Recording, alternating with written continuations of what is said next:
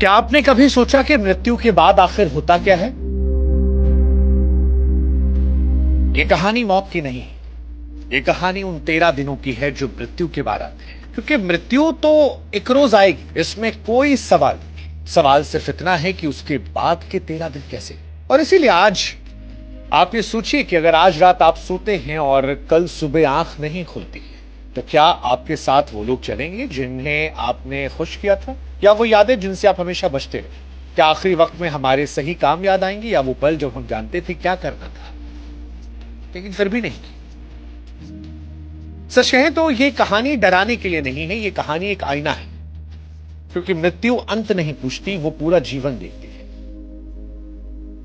जब किसी अपने की मृत्यु होती है तो हम कहते हैं कि वो व्यक्ति चला गया, लेकिन सच ये है कि उस दिन सिर्फ शरीर जाता है, शरीर रुकता है, यात्रा नहीं। वो शरीर जिसे हमने नाम दिया था, हमने पहचान दी थी, जिसे कपड़े पहनाए गए थे, दर्पण में देखकर संवारा गया था, वही शरीर एक रोज शांत पड़ जाता है।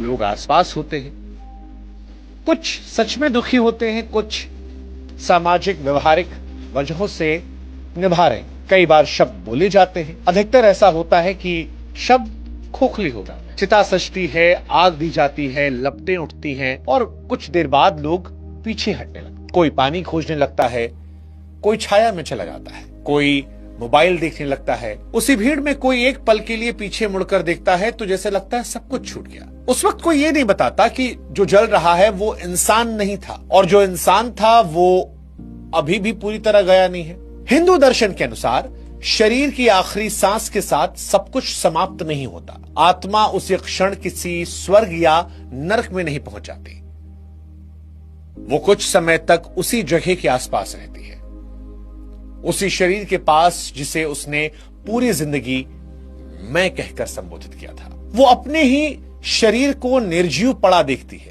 वो शरीर जो कभी भूख से परेशान होता था, दर्द से सिकुड़ता था, सुख में मुस्कुराता था, अहंकार में जिसमें एक अकड़ आती थी, आत्मा देखती है कि अब वो सिर्फ एक ढांचा है।